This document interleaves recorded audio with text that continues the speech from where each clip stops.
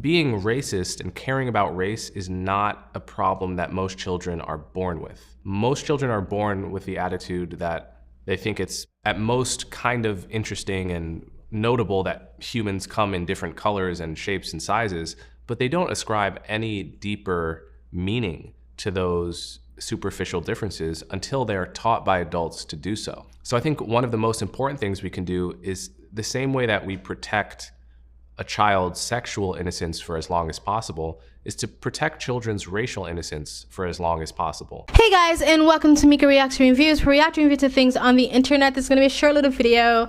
I just wanna talk about color blindness philosophy, and I'll probably put some clips to the channel Big Think. They put out a video about color blindness, but it's 40 minutes long, so I'm not gonna really react to it, but I'll put some clips here and there. Color blindness to me kind of popped up in conversation in like the early 2000s, maybe late 90s, and color blindness was meant to mean the same thing Martin Luther King said, whereas that we don't judge each other by the contents of our skin tone, but the contents of our characters and our merit and how we treat each other and how we treat the people around us. And then the progressive left came and swooped along and decided to take something that was supposed to mean something really good and pervert it to mean something really ugly. So now in modern times, again with progressive left uni kids, when they hear the word color blindness, they think it means, or they feel like it means, that you are ignoring any cultural differences between different cultures. You're ignoring the struggle or the oppression or the victimization of these different cultural groups because it's most likely because you have privilege or white privilege, and that's why the color blindness is really a dog whistle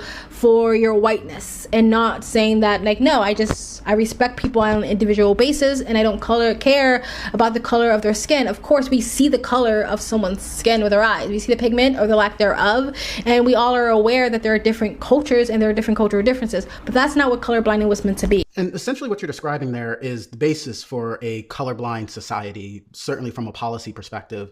I think that term sometimes trips people up, so I would love to understand, what do you mean when you say the words colorblind and building a colorblind society within America? Colorblind doesn't mean that you don't see race, because everyone sees race. And more than that, everyone is capable of being racially biased. So when I defend colorblindness, I don't mean to defend a kind of naivete about the possibility or the existence of racism. There is racism. When I defend colorblindness, I defend the idea that we should try to treat people without regard to race, both in our personal lives and in our public policy.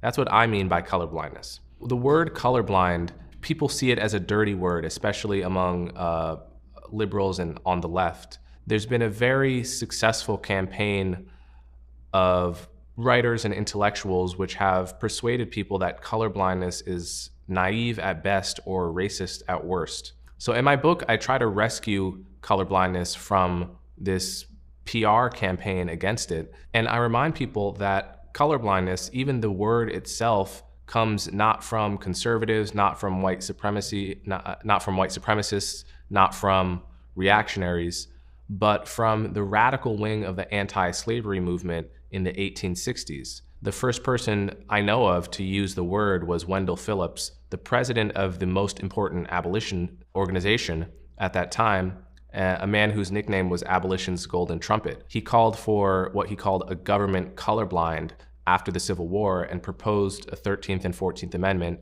banning slavery and then giving full citizenship to former slaves. That's where the idea of colorblindness comes from, and it traces from there right through the civil rights movement, people like A. Philip Randolph, Bayard Rustin, Dr. King, and so forth. I think the idea of colorblindness should not be equated to racism and should not be equated to a kind of naive pretending not to see color. What colorblindness is a deeply wise philosophy about how we should think about race in a multiracial democracy where no group ever wants to be discriminated against.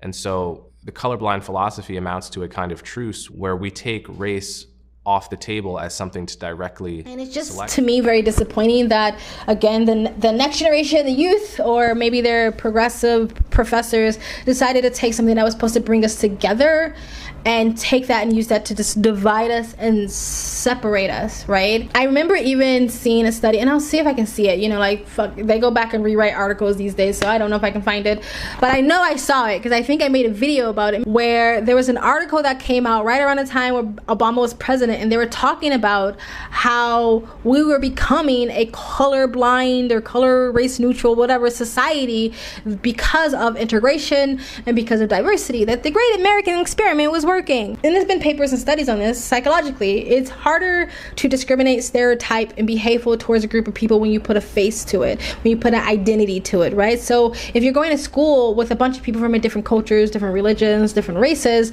then it's less likely you'll be hateful toward those different groups because now you know someone of that group. There's an identity to it, there's a face to it, right? It's easier to discriminate, be biased, hateful towards groups that you don't have any interaction with, right? If you live in the boonies and you only been raised around a certain group of people and you don't have any interactions, there's no diversity, no integration, then it's easier to just not like those people because there's no identity, there's no face to it, right? If that makes any sense, there's papers out there that says diversity, integration does help create a more colorblind society. Now, people will argue that diversity doesn't work, that certain types of cultures just don't intermingle, and in some ways, I agree. I think extreme cultures with different extreme ideologies does not mingle, but for the most part, I think most people can get along. But right now, because everybody's like, you know, tied to their political ideologies and is very divisive right now, it might be hard to see.